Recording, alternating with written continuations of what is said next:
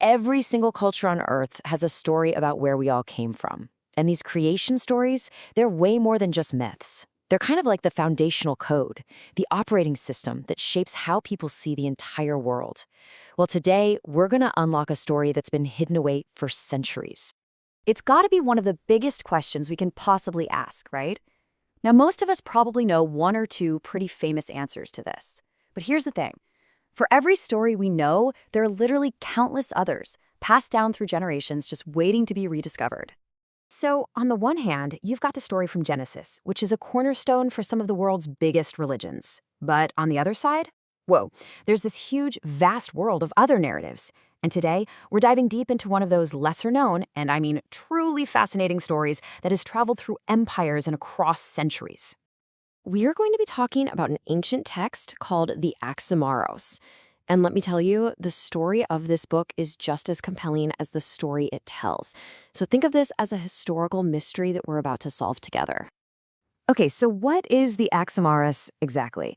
Well, at its core, it's an ancient text that covers those same 6 days of creation that you might already be familiar with.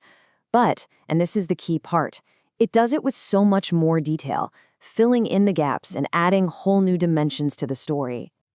So yeah, the text covers the 6 days of creation, but it really expands on some key ideas in some pretty wild ways. It describes the creation of not one, but 3 different heavens. It gives this super detailed backstory for angels and their fall.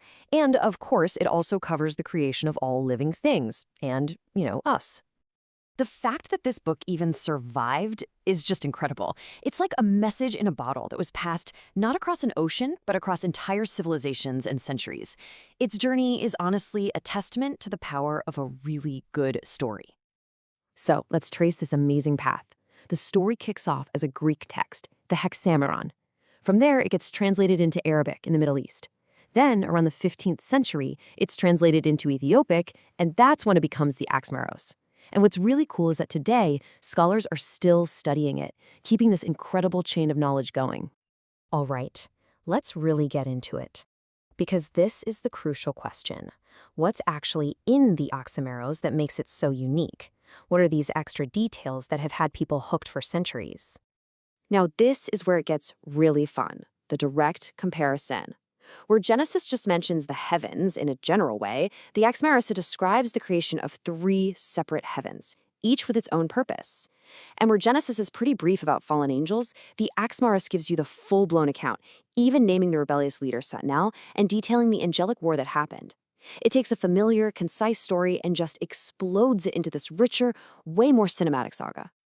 But here's the thing, this story isn't just some dusty old historical artifact locked away in an archive somewhere. Nope, it's still very much alive today, and it's making the leap from ancient manuscripts right onto our modern screens.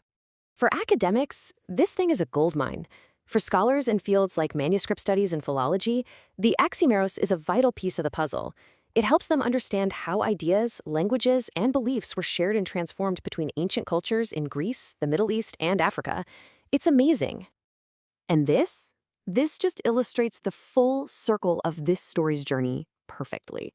I mean, what started as an ancient Greek text, copied by hand onto scrolls, is now being talked about and shared on platforms like YouTube, reaching a global audience in a split second.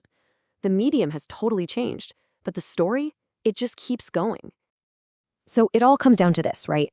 Why does a text from the 15th century, with roots that go back even further, why does it still matter to us now? What's the big takeaway?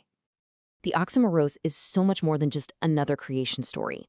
Its journey is the story. It's the perfect example of how ideas aren't static. They travel, they get translated, they soak up new influences, and they connect us to this long chain of human curiosity that stretches back thousands of years.